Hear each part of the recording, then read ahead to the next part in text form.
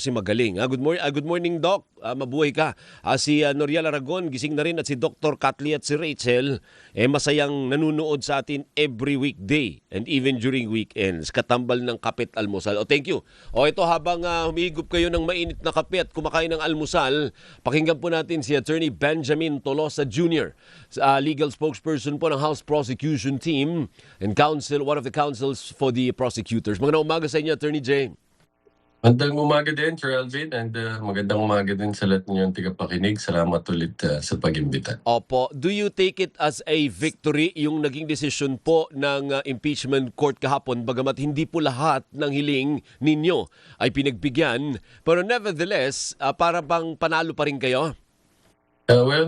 It's definitely a victory for transparency, no?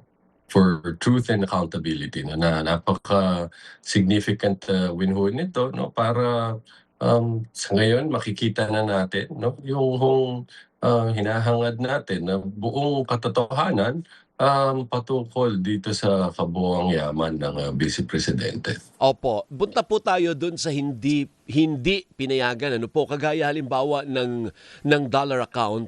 Ay teka muna, paliwanag nyo nga sa madlang people, Attorney Jay, ba't hindi pinapayagan under the law na silipin yung dollar account? Bakit? Anong meron sa dollar account versus the peso account na pwedeng busisiin?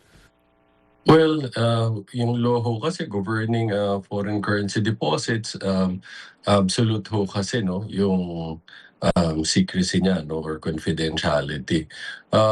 Although our position is initially sa jurisprudence, meron hong certain instances when even if the law states that the confidentiality is absolute, pinapayagan pa rin ho, no, to look into these accounts to prevent grave injustice. So that was our basis for asking also for disclosure of the foreign accounts, no, foreign currency accounts. But nonetheless, para sa amin, significant pa rin ho, no, yung naging binigay sa atin ng impeachment court na pabor sa atin na ruling, no, na pinayagan yung dun sa mga at least yung peso accounts. Tinanong ko lang, Attorney, kasi kung ako'y magnanakaw, edi gagawin ko, ilipat ko sa dollar account. O di sa foreign currency account, di pala kaya silipin yung foreign. Hindi ba ganun ang gagawin ko? I-convert ko lahat ng pera kong ninakaw sa foreign currency, Attorney. Tama, yun nga ho medyo hindi maganda, no, na pwede siyang subject to abuse. Ang reason ho kasi kaya ganyan ang ginawa sa batas na yan, to encourage foreign investments, no? Kaya lang, yun ho ang problema, posibleng nagagamit sa mali. Ayun. Sige, so let us set that aside, ano. Nag-worry, nagtaka lang din ako, bakit ako hindi magagalaw yun, ano. Ngayon sir, ang sabi nung iba, baka naman pag-withdrawin ng Vice President lahat ng laman ng mga bank records na yan, sabi ko naman, may ano yan may resibo yan eh. Kahit yan withdraw mo lahat, may record yan, hindi ho ba, Attorney Jay?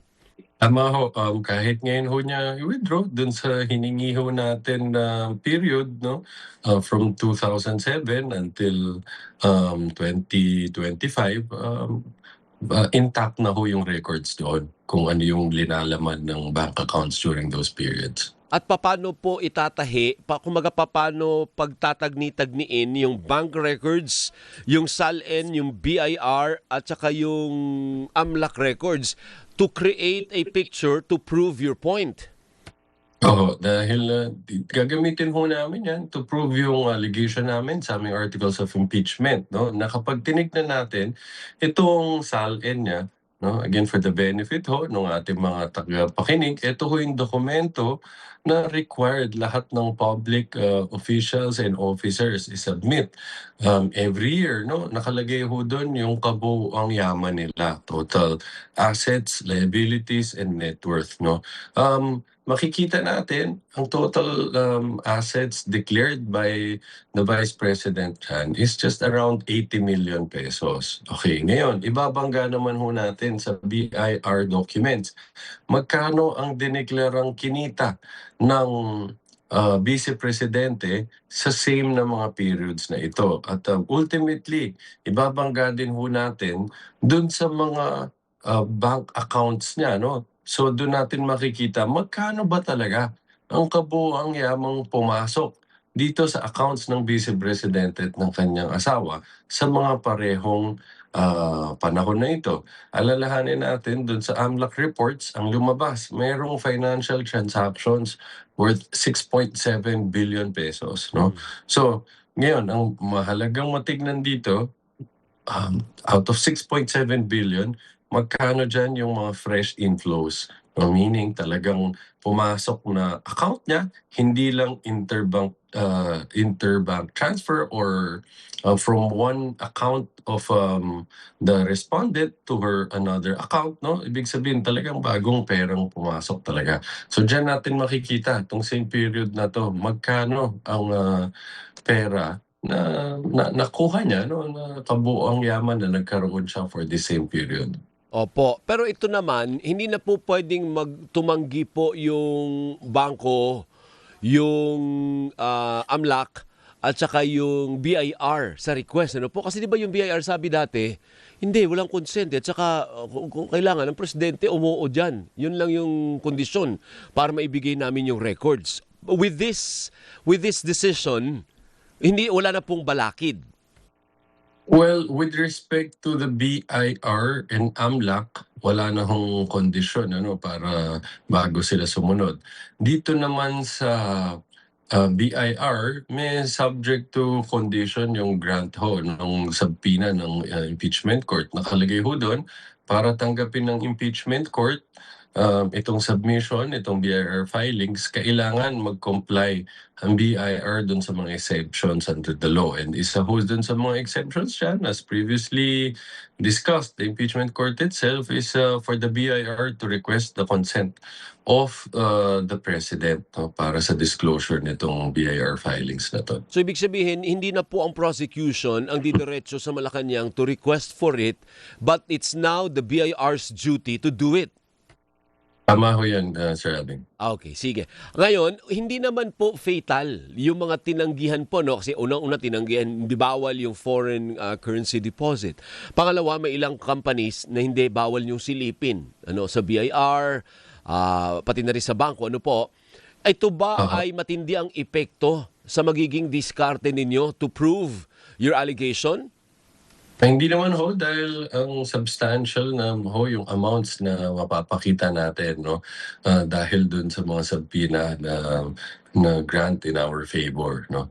Tsaka kahit yung mga foreign currency denominated accounts, or though yung mga bank account mismo or yung bank records mismo, hindi natin napasubpoena, pero dun sa AMLAC reports, no, na isama naman ho doon kasi yung mga transactions Yeah. pertaining to both peso and dollar-denominated accounts. Tapos pag sinumatotal mo yung nangyari po kahapon, in just a few words, parang ang nanaig po is yung accountability versus the right to privacy.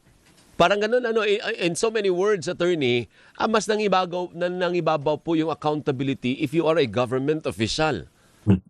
Tama ho yun, naniniwala kami na in-enforce ho talaga ng impeachment court yung principle ho na nakasaad sa Constitution na public office is a public trust. No? Nakalagay ho dyan, public officials must always be accountable to the people. No? So, hindi, again, tulad ho ng sinasabi namin, hindi ho pangkaraniwang tao ang respondent dito, siya ang pangalawang pinakamataas, no, na lingkod bayad ng ating bansa. So dapat lamang ho na para magampanan ng maayos ng tungkulin ng impeachment court, no, ang kanyang kapangyarihan at responsibilidad, no, to try and hear impeachment cases, kasama ho ito yung pag-issue ng compulsory process ng subpoena para makita natin yung kabuuang yaman ho ng Vice Presidente, no, kaukol dito sa articles of impeachment on unexplained wealth.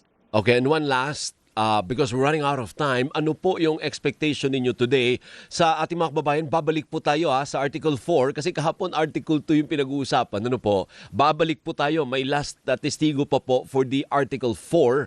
Ano ini-expect nyo na ipipresenta po ni NBI Director Matibag today, attorney?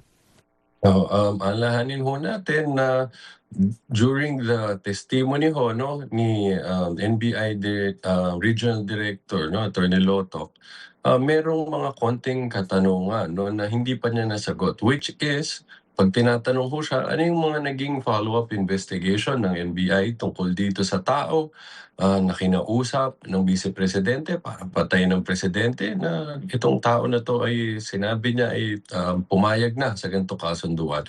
Ang sinasagot ho niya, as part of the Cybercrime Division, hindi na ho siya naging parte sa investigation na to. Ang gumawa nito, Intelligence Service. So dito ho papasok ngayon si Director Matibag, no? Siyang maglalahad kung ano ho ang masusing investigasyon ng ginawa ng NBI patukol dito. Kaya iniinyayahan ho namin, no, lahat ng ating mga kababayan na sundan ho natin. Napakahalaga din ho na magiging testimonya na maririnig natin ngayong araw. Opo. So, today, CNBI lang po, the next day, sa Wednesday, tatawid na po tayo sa Article 2 na.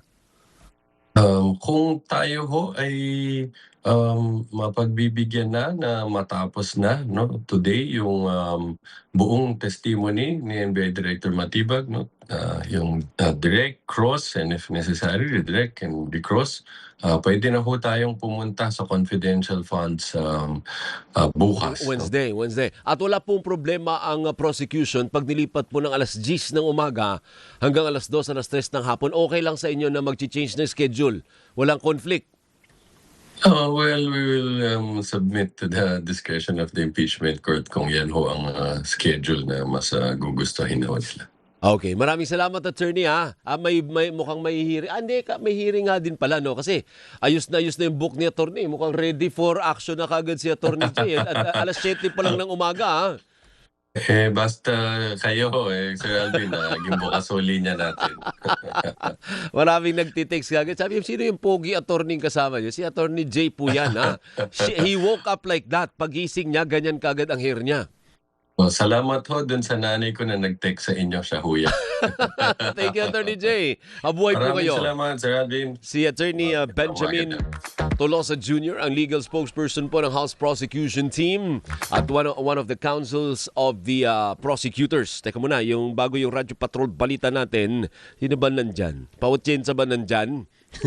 Ang saluyot talaga at saka alugbati. No, thank you. Maraming salamat. Radyo Patrol balita alas 7 sa pagbabalik ng Gising Pilipinas! Wala si Doris.